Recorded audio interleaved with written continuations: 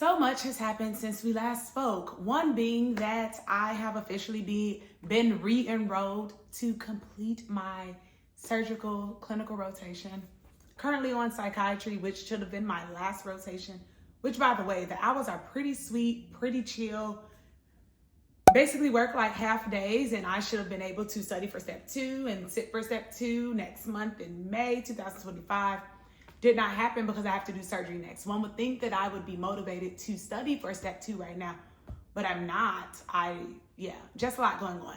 But let's talk about next steps after failing an entire 8-week rotation where I was waking up at like 3:45 or 4 o'clock in the morning. Fun. Hey y'all, welcome back to Medicine with Vicks. That is me. I am a third-year medical student at the University of Illinois College of Medicine, and I come to you weekly with videos about my pre-med term med school life, any and everything in between.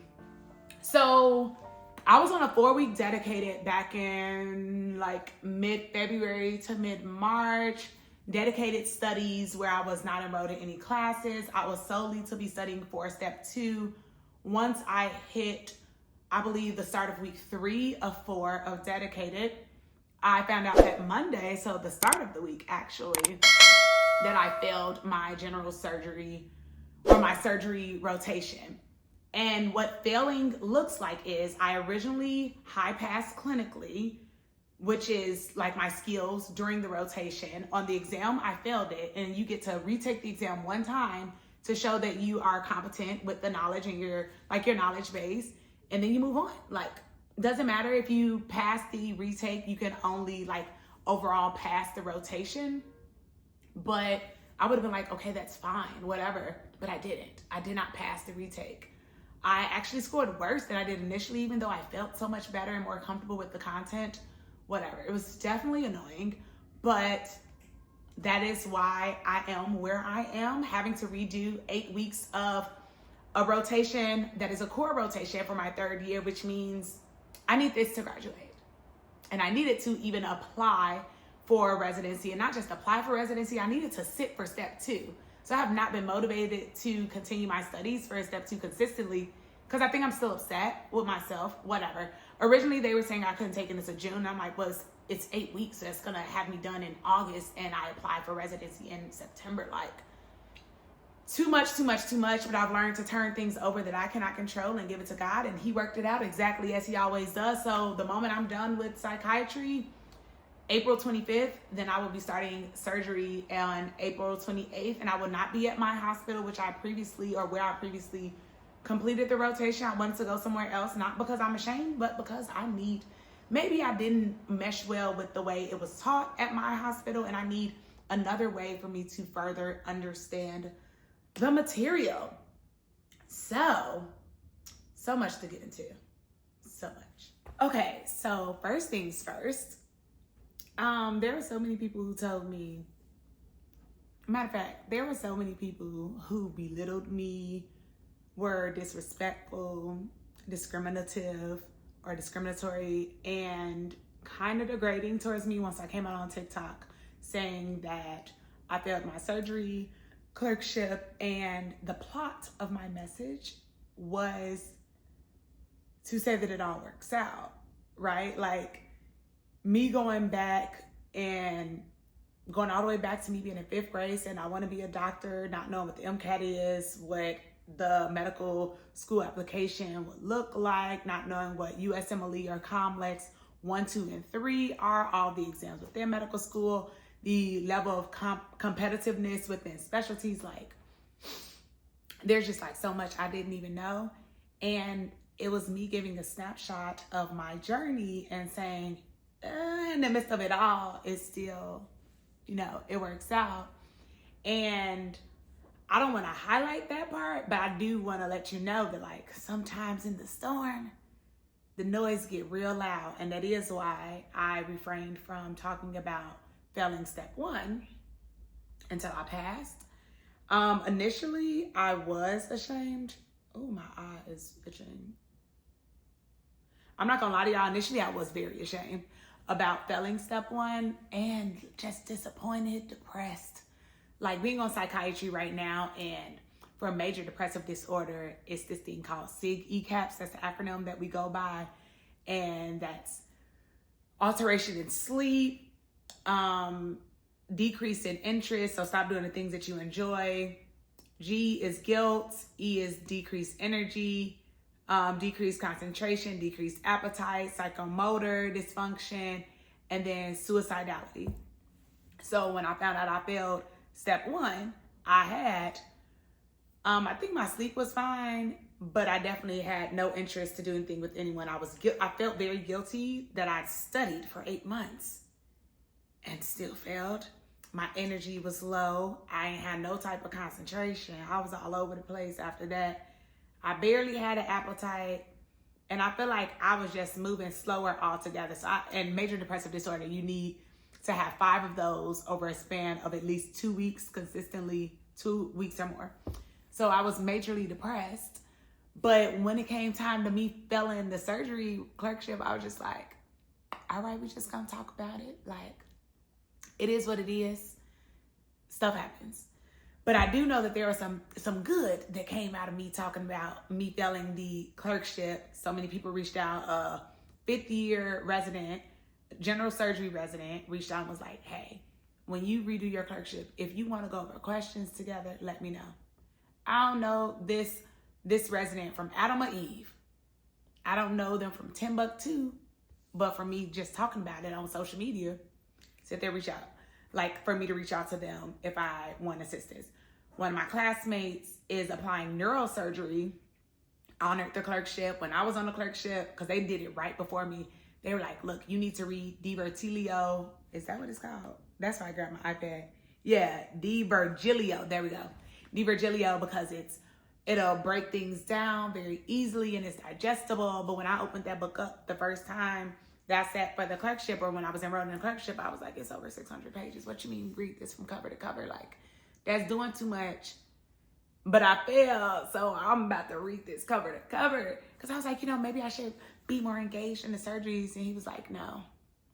The surgeries that we partake in, that's not how the exam is written. So you did fine clinically the first time. Like, that's cool, but I need to really, really focus on the exam. And I was like, okay, cool. And he also said, I will work with you, and asked the other day, like, how do you learn? Not how do you study, how do you learn? I was like, that's a good question. He was like, I ain't talking about practice questions. So I'm like, I'm good for saying a practice question. But I was like, I watch videos and I listen to podcasts.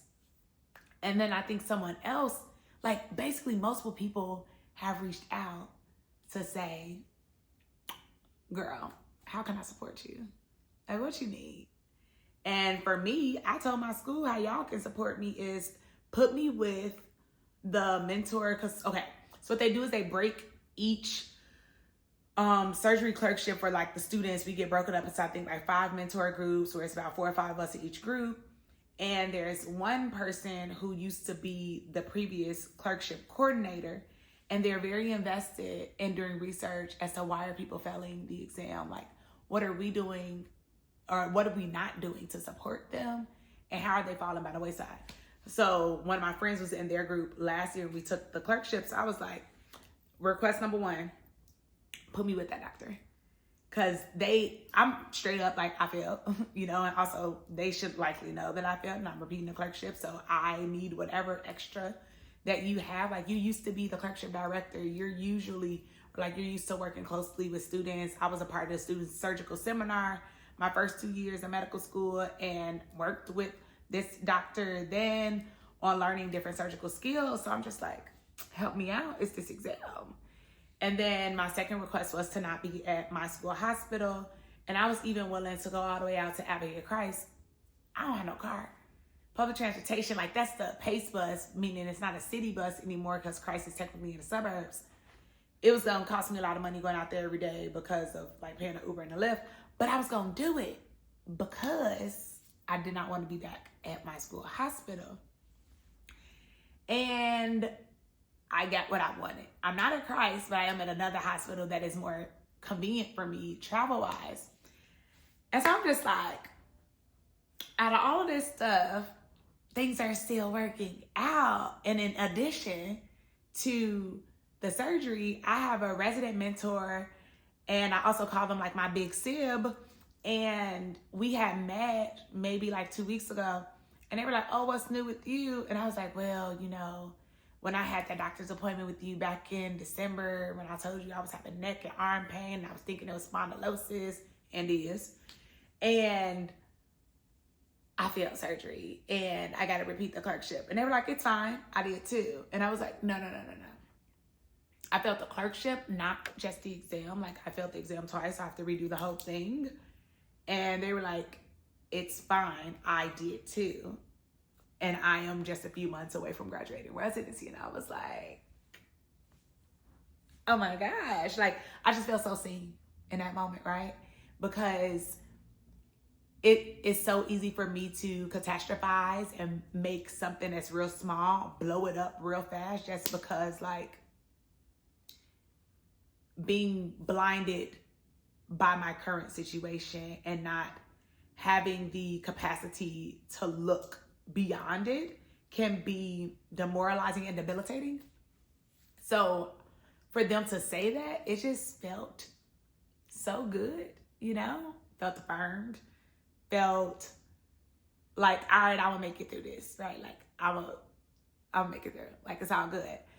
So in addition to me with them and opening up about that, we've been doing some like networking, telling me who to reach out to in the department of my specialty of interest at school. And like, okay, you need to talk to this person. That's a good person to know. And also like, what are your interests again? Like, here's someone else who has a similar interest as you. And when you do this elective over the summer, you need to perform well on this, and here are ways for you to perform well. And I have a conference coming up, and it's just like, all right, gearing me up for this conference, which just reminds me I need to write my personal statement before I go to this conference. But I previously told y'all, like, I'm going to 3 conferences this year before I submit my residency application in September. Like, I'm really doing my big one. And on top of all of this, I'm not sure if I told y'all this or not, but I had met with the program director for my desired specialty. And I was like, "Do y'all screen people out for anything?" And their response was, "No, we do not. We read your personal statement and see if, you know, we relate to that. And we look at your application, but we don't care about step failures. We don't care about clerkship failures." And I thought it was so ironic, because I did not go into that meeting telling them that I failed step twice and that I failed a clerkship. I didn't say it because I'm like, this is my first time meeting with this program director. I want it to be a good interaction, and so that they can get to know me for me and not for my stats, you know, wherever they're falling. And for them to say that without me laying all of my things out, I was just like, again, I feel affirmed. I feel reassured that I'm right where I'm supposed to be. Like, I'm literally doing it. So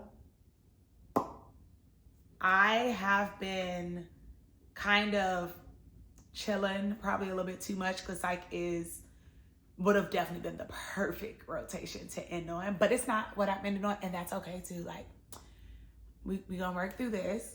But I am going to make myself create a step 2 schedule. I've already finished all of my URL questions for psych a week ago, and I'm on practice exam number 3 of 5, and I want to finish all of these by the end of this week. So I have 1 week to just review any heavy hitter topics, which is mainly medication management for me, which 3 things I know now you can treat with the SSRI: general anxiety disorder, major depressive disorder, Tourette's. And I think there's actually one more. I think panic disorder you can treat with an SSRI, and panic attack you would treat with the benzodiazepine. But don't quote me on that. But yeah, all that to say, life is good. God is better. And the countdown to being about this jam as a student doctor, as we shift on over to a doctor, is really in full effect. It's given just a little bit more than 8 months, and then I'm out the door. So yeah, let me know if there's anything that y'all want me to talk about. I will be dropping that video of how I break down questions when I'm studying I'm sorry, my camera, like something happened to my SD like adapter, so I can't upload any of the content that's on my camera to my computer. Going through some times, but I'm gonna get it together, y'all. I'm gonna get it together and see y'all in the next video. Bye.